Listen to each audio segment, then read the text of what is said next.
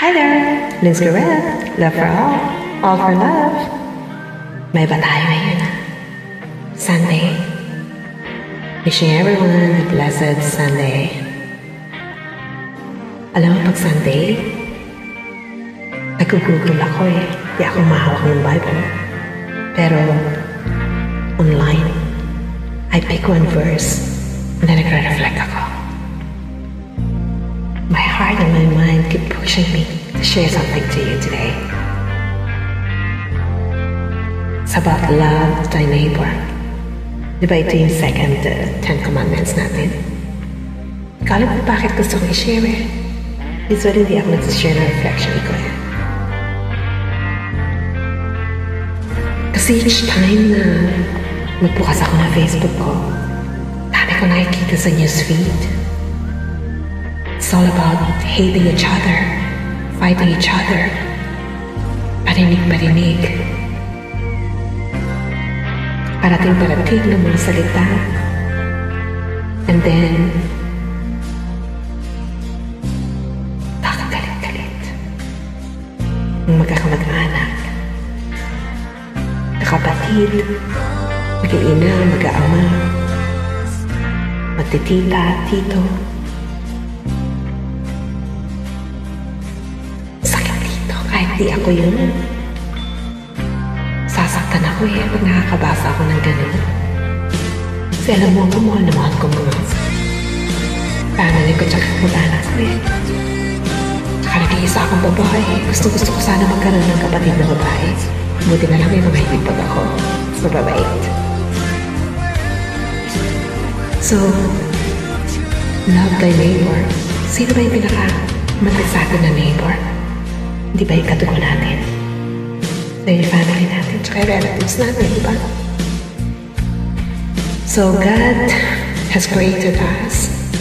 So, dugo niya tayo. So, ginamit niya yung mga ninuno natin, lola, lolo, parents natin, tita, tito, para mabuhay tayo. So, ibig sabihin, kakadugtong tayo, isang dugo. Blood is always thicker than water.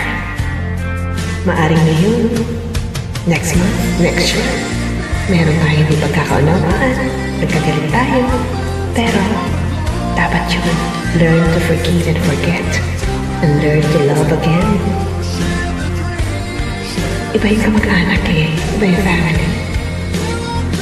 Iba sila Iba sa girlfriend, sa boyfriend, sa kaibigan, sa coworkers.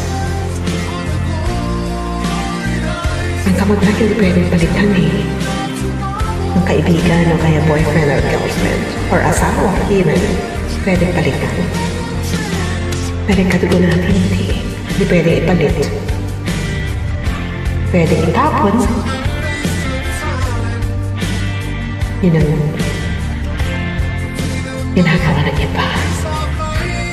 Hindi tama. Kung si God na nagpapatawad, tapay tayo pa kaya. Diba? Alam mo yung family or kamag-anak, galit kunwari lang yan na galit. Pero deep inside, hindi na yan.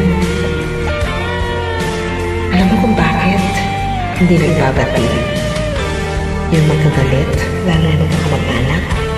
Kasi yung pride, yung taas. Ibaba ang pride. Learn to be humble. To be simple. Pantay-pantay tayo lahat Walang mayaman, walang mahirap, walang pangit, walang maganda. Lahat tayo maganda pala. Lahat tayo maganda, walang pangit. Kaya dapat, yung success ng kamag-anak mo, success mo na din. Yung failure niya, failure mo din. So we should be always stick together. Success or failure. Diba? Peace of mind. Yan ang pinakamahalaga sa ating lahat. Para maging happy forever. So again, put down the pride. Learn to forgive. Learn to forget. learn to love again. God bless us all.